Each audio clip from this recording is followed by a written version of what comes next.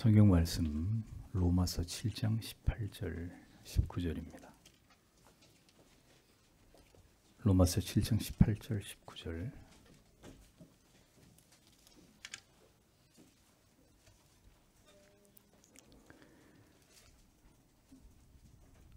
같이 읽겠습니다. 내 속 곧 내 육신에 선한 것이 거하지 아니하는 줄을 아노니 원함은 내게 있으나 선을 행하는 것은 없도다. 내가 원하는 바 선은 하지 아니하고 도리어 원치 아니하는 바 악은 행하는도다. 웨스트민스터 대교리 문답. 오늘은 149, 150문 두 문항을 해설하겠습니다. 149문. 사람이 하나님의 계명을 완전히 지킬 수 있습니까? 그 누구도 스스로의 힘으로 혹은 이 생에서 받은 어떤 은혜로도 하나님의 계명을 완전히 지킬 수 없습니다. 오히려 생각과 말과 행동으로 계명을 날마다 범합니다. 이렇게 되어 있습니다. 10계명을 우리가 살펴보았고 그 다음에 대교리 문답에서는 그럼 이 하나님의 계명을 우리가 완전히 지킬 수 있느냐 이것을 질문합니다. 사람이 과연 하나님의 이 모든 계명을 완전히 지킬 수 있느냐? 전도서 7장 20절은 선을 행하고 죄를 범치 아니하는 의인은 세상에 아주 없느니라 이렇게 기록이 되어 있죠. 칼빈은 인간의 마음은 쉴 새 없이 죄를 만들어내는 공장과 같다고 얘기를 했습니다. 그러니까 모든 인간은 아무리 스스로 다짐을 하고 또 다짐을 하고 결심을 하고 노력을 해도 하나님의 계명을 결코 완전히 지킬 수 없는 존재입니다. 그것은 전적으로 부패하고 타락한 본성을 가지고 인간들이 태어났기 때문입니다. 모든 인간은 원죄의 오염 아래서 태어납니다. 원죄의 오염 아래서. 이 원죄는 살아가는 동안 우리의 삶 속에서 우리의 사고와 우리의 말과 우리의 행동, 우리의 감정에 있어서 지대한 영향을 주고 우리를 타락하게 하고 부패하고 강팍하게 만듭니다. 그러니까 성령으로 말미암아 거듭난 자가 되었을지라도 이 원죄, 그 다음에 이제 우리가 살아가면서 짓는 수없이 저지르는 자범죄로부터 완전히 자유할 수가 없습니다. 일시적으로 혹은 부분적으로 억제될 수는 있지만 그 죄성이 우리 안에서 완전히 소멸되지는 못한다는 거죠. 그래서 우리는 날마다 예수 그리스도의 십자가를 바라보면서 우리의 죄를 회개하고 성화에 진력하는 삶을 살아가기 위해 부단히 노력해야 되는 것입니다. 우리에게 매일매일 주의 은혜가 필요한 이유가 바로 이 때문이죠. 주의 은혜가 있어야 우리 자신을 살피고 하나님 앞에 겸손히 내 자신을 돌아보면서 늘 십자가를 바라보는 삶을 우리가 살아갈 수 있는 것입니다. 인간이 이처럼 죄로부터 자유할 수 없고 타락하고 부패한 존재에 지나지 않다는 사실에 대해서 아까도 말씀드렸지만 인간 중심의 사상, 인본주의의 사상의 틀에서 벗어나지 못한 사람이라면 표면적으로 볼 때 그 사람이 신자든 신자가 아니든 인간이 부패한 존재다라는 사실에 대해서 이것을 전적으로 받아들이기 힘들어하는 경향을 나타내게 되어 있습니다. 인간 안에는 어떤 선도 없고 악에 치우쳤을 뿐이라는 이런 인간 실존에 대한 이 신앙적, 성경적 통찰에 대해서 인본주의가 그의 영혼의 밑바탕에 깔려있는 사람들은 심각한 거부감을 나타냅니다. 인본주의에 경도된 그릇된 신앙은 그래서 진리를 통한 교훈과 책망, 의로 교육함, 우리를 바르게 하는 모든 진리의 교정과 견책을 싫어하게 되어 있습니다. 인간에 대해서 무한한 잠재력, 가능성, 희망과 기대를 버리지 않습니다. 인간은 무한히 사랑받고 격려받아야 되는 존재로 이렇게 인간을 여기고 싶어합니다. 인간은 가만히 놔두면 이래라 저래라 하지 말고 가만히 놔두면 알아서 길을 찾아가는 스스로 철을 들고 깨닫는 이런 존재다라는 이 어리석은 생각의 지배에서 벗어나지 못합니다. 그래서 인본주의적인 교육의 방식은 내버려 두는 거예요. 뭔 짓거리를 하든 내버려 두는 거죠. 그냥 절대로 책망하거나 견책하거나 훈계하지 않고 내버려 두면 지 인생은 지가 알아서 살기로 돼 있다. 이게 인본주의에 깊이 뿌리 내려진 비성경적인 교육의 방식입니다. 인간은 그렇게 해야 될, 그렇게 대해야 될 존재가 아니다. 이렇게 굉장히 인간을 우월하게 평가하는 것입니다. 이것은 성경이 말씀하고 있는 인간관이 아닙니다. 잠언은 잠언 전체에서 수십 차례 반복합니다. 인간은 훈계와 책망이 필요한 존재다. 미련하고 어리석음에서 인간이 벗어나는 길은 하나님의 진리의 말씀을 통해 지혜와 명철을 얻고 훈계와 책망을 듣고 순종하는 길뿐이라고 지혜의 잠언이 곳곳에서 우리에게 이것을 가르치고 있습니다. 그러니까 성경은 인간이라는 존재에 대해서 딱 한 가지만 얘기합니다. 전적으로 타락하고 부패하고 무능한 존재다. 여기서 더 이상 어떤 말씀도 덧붙이고 있지 않아요. 인간은 전적으로 타락한 존재다. 우리는 우리의 노력과 행위의 결과물이나 우리가 드러낼 수 있는 의로서 구원을 받을 수 있는 존재가 절대로 아니라는 거죠. 우리가 비록 예수 그리스도의 대속하신 은혜로 구원을 받았고 이후 하나님을 신앙하면서 계속 진리를 통해서 기도와 성례를 통해 은혜를 공급받는다 할지라도 그것을 통해서 우리가 하나님의 모든 계명을 완벽하게 지키면서 죄를 범하지 않을 수 있는 자가 될 수 있느냐? 불가능한 이야기입니다. 물론 우리들의 개별적 성화의 정도에 따라서 죄를 범하는 일에 있어서 분명한 어떤 개별적 사람들마다 성도들마다 차이는 존재합니다. 예를 들면 죄의 빈도나 그 죄의 경중이 경건을 치열하게 훈련하면서 성화에 진력하는 그리스도인과 그렇지 않은 자 사이에 현저한 차이가 분명히 나타납니다. 그러나 그렇다 하더라도 이 세상에서 보다 특별한 은혜를 경험하고 더 성령으로 충만하다고 해서 죄를 범하지 않고 모든 계명을 완벽히 지킬 수 있는 존재가 있느냐? 그런 존재는 이 하늘 아래 없다는 겁니다. 다윗과 같은 하나님의 사람도 죄의 유혹에 속절없이 무너지고 베드로 같은 예루살렘 교회의 수장도 일관성 없는 가식적인 행동으로 바울의 책망을 듣게 되는 모습을 성경에 기록해 놓지 않았습니까?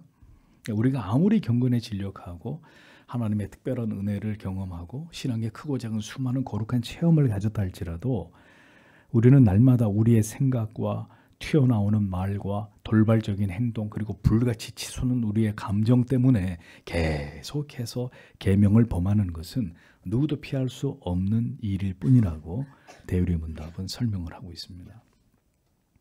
어떤 사람도 자기의 생각과 말과 행동과 감정을 완벽하게 컨트롤해서 하나님의 계명을 준수하고 죄를 범하지 않을 수 있는 능력을 가진 사람은 없다는 겁니다. 간혹 성도님들 가운데 목사님 이번 주에는 혹은 하루만이라도 죄를 지어보지 않으려고 정말 제가 모든 노력을 다해봤는데 성공하지 못했습니다. 이런 말씀을 간혹 하시는 경우가 있습니다. 이번 한 주간은 내가 정말 죄를 안 지어보겠다. 아니 오늘 단 하루만이라도 내가 정말 죄를 짓지 않기 위해 최선을 다해보겠다. 그래서 죄를 짓지 않게 되었느냐 하면 무참하게 패배하고 쓰러지게 된 자신을 발견할 수밖에 없었다고 이구동성으로 말씀을 하시죠. 자, 그럼 인간은 그런 존재니까 그럼 마음대로 죄를 지어도 된다 뭐 그런 말이냐? 그건 결코 아닙니다.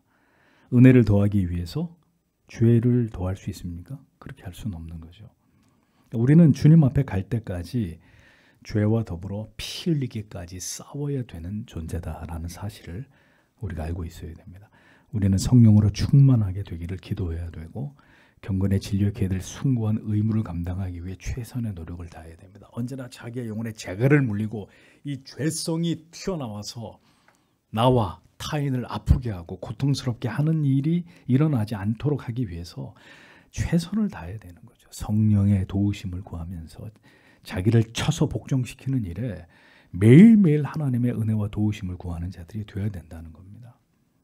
그런데 그 모든 목적도 우리가 죄를 범하지 않기 위함이 아닙니다. 구원의 은혜에 감사하고 감격해서 우리가 주님을 닮아가기 위해서 평생 노력을 해야 되는 것은 틀림없는 거듭난 성도들에게 요구되는 바이지만 주님을 닮기 위해 노력해서 구원을 받는 것은 절대로 아니라는 거죠. 예. 인간은 무엇을 노력해도 죄인일 따름입니다. 구역질 나는 추악한 악인일 뿐입니다. 그게 인간입니다. 그러니까 절대적 도덕적으로 완전한 삶을 사셨던 분은 율법을 완성하신 하나님의 아들 독생 성자 예수 그리스도가 유일하십니다. 그래서 누구도 자신을 자랑할 수 없고 자기의 의를 드러낼 수 없습니다. 그럼에도 불구하고 끊임없이 자신을 드러내고 자기의 의를 드러내는 그 교만한 자들을 그래서 하나님은 제일 미워하신다고 얘기하는 거예요. 그들을 혐오하신다고 말씀하는 겁니다.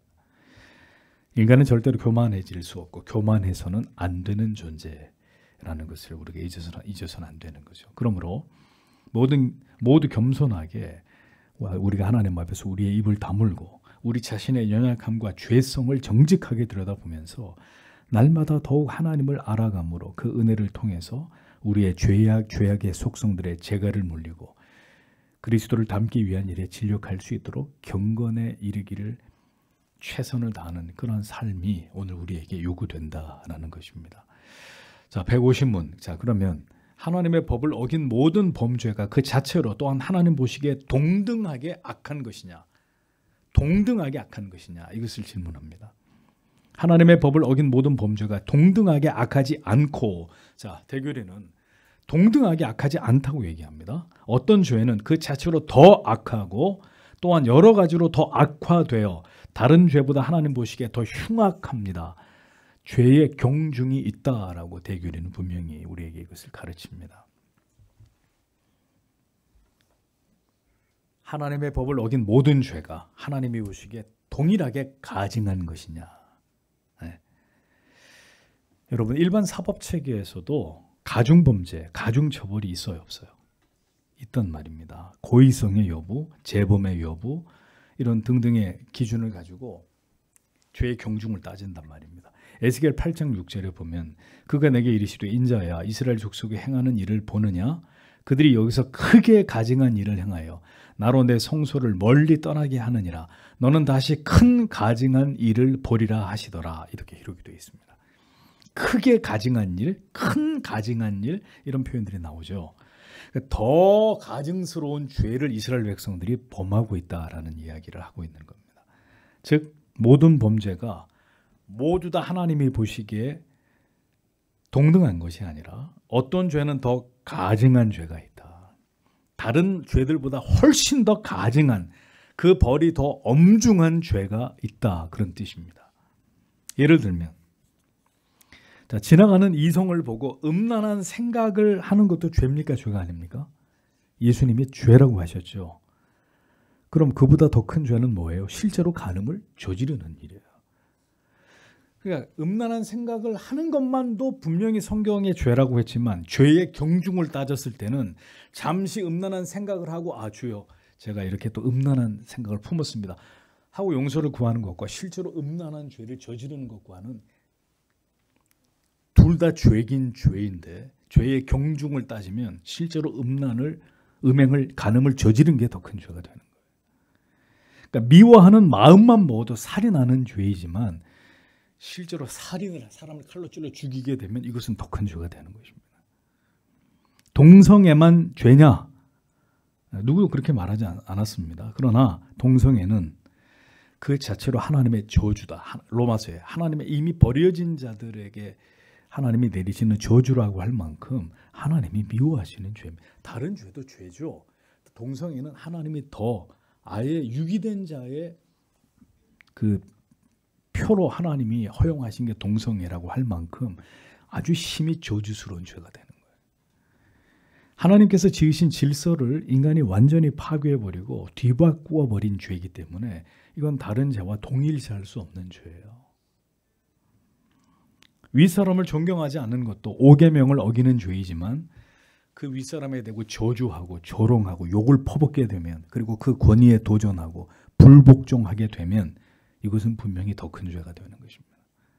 그러니 죄는 그 죄의 본질적인 차원과 그리고 그것을 더 악화시키는 여러 가지 덧붙여지는 요인들로 인해서 다른 죄악보다 훨씬 하나님이 보시기에 가증하고 흉악하고 포악하고 사악한 죄가 존재할 수밖에 없다는 겁니다. 가장 큰 죄는 우리가 저지르는 모든 죄보다 성령을 회방하는 죄, 즉 현저하게 그리고 완고하게 그리고 강팍하게 끝까지 예수 그리스도를 거부하면서 하나님을 불신하고 조롱하고 대적하는 죄입니다. 모든 죄는 하나님 앞에서 모두 악한 것이나 그 죄의 질에 따라서 죄의 경중은 달라지는 것이 죄에 대한 성경적 해석이다 라는 것을 우리는 반드시 알아야 됩니다. 게으름과 나태함도 죄입니다. 그러나 그 게으름과 나태함이 남의 물건을 훔친 도둑질보다 더 무거운 죄는 아니라는 거죠. 도둑질도 분명히 큰 죄입니다. 그런데 사람을 칼로 찔러 죽이는 살인죄보다 큰 죄는 아닌 거죠. 살인하는 죄는 분명히 큰 죄입니다. 그러나 배도해서 이단에 빠지는 죄는 그거보다 훨씬 더 큰 죄가 되는 거예요. 로마 캐톨릭은 치명적인 죄, 경미한 죄로 죄를 이렇게 둘로 구분합니다. 자, 치명적인 죄는 영원한 사망과 영혼의 정죄를 가져오는 하나님의 계명을 어기는 죄이고, 경미한 죄는 우리 마음에 하나님의 사랑을 감소시키고 하나님의 도우심으로부터 멀어지게 되는 죄를 의미하며, 하나님의 계명에 대한 사소한 위반이 경미한 죄다. 로마 카톨릭은 이렇게 구분을 합니다.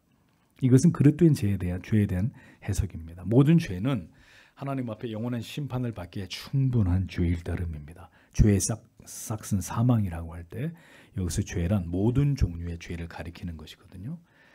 그러니까 지어도 되는, 이 정도는 지어도 괜찮은 사소한 죄라는 것은 존재하지 않습니다. 모두 죄일 따름입니다. 다만 그 죄가 더 가중한, 더 심각하고 더 파괴적이고 더 죄의 영향이 무거운 이런 죄가 있다는 것을 성경은 말씀하고 있는 것이죠. 요한일서 5장 16절은 이렇게 말씀합니다. 누구든지 형제가 사망에 이르지 아니한 죄에 범하는 것을 보거든 구하라. 그러면 사망에 이르지 아니하는 범죄자들을 위하여 저에게 생명을 주시리라. 사망에 이르는 죄가 있으니 이에 대하여 나는 구하라 하지 않노라. 이렇게 기록되어 있습니다. 이 구절에서 보면 사망에 이르는 죄가 있고 사망에 이르지 않는 죄가 있다라는 것을 알 수 있습니다. 사망에 이르는 죄란 회개의 가능성이 전혀 없기 때문에 결국 영원한 사망에, 지옥의 형벌에 이르게 되는 죄를 가리킵니다. 배도나 불신이나 이단에 속하는 죄나 계속해서 하나님의 계명을 우습게 여기면서 그 죄에서 돌이키지 않는 경우, 이런 경우들을 가리킵니다. 이러한 자들의 경우는 성경은 이들을 남처럼 여기고 버려두라고 이렇게 얘기를 합니다. 그래서 여러분들에게 말씀드리는 것이죠. 진정한 하나님의 자녀는 죄는 짓지만 사망에 이르는 죄를 범하지는 않습니다. 그 거듭난 택함을 받은 하나님의 자녀라면 그런 자녀도 죄를 지어요. 그런데 용서받을 수 없는, 사함받을 수 없는, 사망에 이르는, 하나님의 나라에서 영원히 아웃돼 버리는 이런 죄를 범하지는 않는단 말이죠. 그런 죄는 중생하지 않은 자가 속한 죄입니다. 거듭난 신자가 주의를 계속 지키지 않아요. 성경을 1년 내내 전혀 보지 않아요. 절대 기도 같은 거 하지 않아요. 거듭난 신자가 일어날 수 없는 일이에요. 불가능한 일이에요. 이것은 교회를 다니고 있어도 그 신앙을 정의하기에, 사실 저는 정의하고 싶지만 이렇게 여러분들에게 말씀드려요. 매우 위험한 상태를 보여주는 것입니다. 그러니까 중생하지 않은 그냥 명목상의 유사 그리스도인들이 여기에 속하는 거죠. 그러나 사망에 이르지 않는 죄란 위에 언급한 이 죄 밖에 있는 것들을 가리킵니다. 이는 참된 하나님의 자녀들이라 할지라도 우리의 연약으로 인해서 혹은 무지로 인해서 범할 수 있는 죄입니다. 우리의 연약함과 죄성으로 인해서 넘어지고 쓰러지는 이런 죄들을 가리키는 것이죠. 그러므로 성경은 사망에 이르지 않는 죄를 범하는 지체들을 위해, 형제와 자매들을 위해 뭘 하라고요? 기도할 것을 명령하고 있습니다. 사망에 이르지 않는 죄를 저지르는 지체들을 위해서는 기도해야 된다는 거예요. 사망에 이르지 않는 죄를 할지라도 그 죄를 계속 범하게 된다면 그는 하나님과 은혜의 자리에서 현저하게 멀어질 것이고 영적인 생명력으로 충만한 이런 은혜 생활을 할 수 없게 됩니다. 구원을 못 받는다는 말이 아니라 싸늘히 식어버린 가운데 영적인 깊은 침체에 빠져서 형식적으로 하나님을 신앙하는 신자로 전락하게 된단 말입니다. 그렇기 때문에 성경은 우리의 기도에 응답해 주셔서 사망에 이르지 않는 죄를 범하여 넘어져 있거나 뒤로 물러나 있는 자들은 하나님이 회복시키시고 이렇게 세워주시기를 기도하라고 이렇게 말씀하고 있는 것입니다. 바른 신앙의 지식을 배우고 교회의 바른 역사를 통해서 무엇이 바른 길인지를 알았다면 다른 사람들을 정죄하고 비난할 것이 아니라 우리 자신에 대해서 더 엄격한 잣대를 들이대야 합니다. 그걸 알고 있는, 모르고 있는 사람들에게 그 잣대를 들이댈 게 아니라 더 하나님에 대해서 깊이, 폭넓게, 자세하게 알고 있는 우리가 우리 자신에게 엄격한 잣대를 들이대야 된다는 거죠. 내 자신이 하나님의 법을 더 열심히 쫓지 않으면서 여러분 누구 보고 법을 지키라고 하겠어요? 내 자신이 삶으로 진리에 복종하지 않고 온전한 지체됨을 지키지 않으면서 누구 보고 그것을 따라야 된다고 우리가 가르칠 수 있겠습니까? 그러니까 이 말씀을 드리는 거예요. 예수를 더 오래 믿으신 분이라면 진리에 대해서, 성경에 대해서 누구보다 더 깊은 지식을 가진 자라면 그것에 합당한 삶을 보여야 됩니다.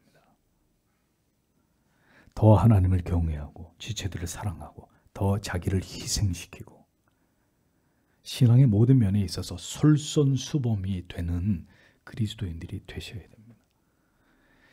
직분이 특권이고 명예라고 생각하는 것은 성도 여러분 교만한 죄입니다. 직분은 섬기는 자리고요. 자기를 희생하는 자리예요. 이름도 없이 빛도 없이 충성해야 되는 자리가 직분입니다. 이미 많은 지식을 가지고도 남다른 신앙의 연륜을 가지고도 하나님을 올바로 섬기지 않고 여전히 자기를 사랑하는 삶을 살아가는 자들에 대해서 하나님이 어떻게 평가를 하시겠습니까? 하나님이 뭐라고 말씀하셨죠? 더 받은 자에게 더 많은 것을 요구하실 거라 그랬습니다. 더 많이 받은 자, 개혁교회를 다니고 있는 성도 여러분, 여러분은 일반 복음주의 교회 성도들보다 훨씬 더 많은 것을 받은 분들이에요. 진리를, 정교한 교리를 배워오셨고 그것을 깨달아 오셨습니다. 그렇게 하고도 넓은 길로 간다. 주의를 마음대로 범하고 하나님의 진리의 법과 계명들을 우습게 여기고 여전히 세상에서 방종한 삶을 살아가고 있는 자가 있다면 물어보겠습니다. 하나님이 그런 자의 죄를 더 중하게 여기실까요? 경하게 여기실까요? 여러분은 이 바른 진리의 말씀을 따라 더 바른 진리와 교리를 가르치는 교회를 다니신다는 이유만으로 모세가 이스라엘 백성들의 모든 남아 아이들의 할례를 다 행해놓고 자기 아들을 할례를 시키지 않았다는 이유로 하나님이 천사를 보내서 그를 쳐 죽이려고 하셨습니다. 그것은 모세였기 때문에 하나님 앞에 용납이 되지 않아. 다른 사람 같으면 아유 하나님 깜빡 잊어버렸네. 제가 제 아들을 그만 급해서 제가 다른 사람 같으면 용인될 수 있는 죄였겠지만 그는 모세였습니다. 하나님이 친구처럼 여긴 자였습니다. 그런데 다른 이스라엘 백성들의 아이들은 다 할례를 시키고 남자들은 다 할례를 받게 하고 자기 아들은 그걸 잊어버렸어요. 하나님이 그를 죽이려고 했습니다. 제가 죄를 짓는 거하고 여기 채윤이가 죄를 짓는 거하고 하나님이 똑같이 보시지 않는단 말입니다. 예수를 30년 믿은 분이 주의를 어기는 거하고 교회 나온 지 3개월 된 사람이 주의를 어기는 거하고 하나님이 똑같이 보시지 않습니다. 모든 개혁신앙의 교리를 깊이 이해하고 깨닫고 그것의 은혜와 감동을 받으신 분이 말씀대로 살지 않는 거하고 그런 걸 전혀 모르고 그냥 현세 기복주의에 취해서 취미생활 하듯이 교회를 다닌 사람이 하나님의 법을 어기는 거하고 하나님이 동일하게 여기시지 않습니다. 하나님이 어떤 사람의 죄는 더 중하게 여기시고 더 무섭게 징계하십니다. 왜? 그는 그렇게 해서는 안 될 사람이기 때문에. 더 성숙한 믿음으로 주님을 섬기시기를 기도하시고 다짐하시면서 우리 자신을 돌아보아서 올 한 해도 하나님 앞에 내가 어떤 모습으로 하나님을 섬겼는가, 어떤 예배자의 모습으로 내가 하나님 앞에 최선을 다한 1년이었는가 돌아보시면서 하나님 앞에 깊이 반성하고 회개하는 마음으로 연말을 보내시고 또 성찬을 준비하시는 여러분들이 되시기를 바랍니다. 기도하겠습니다.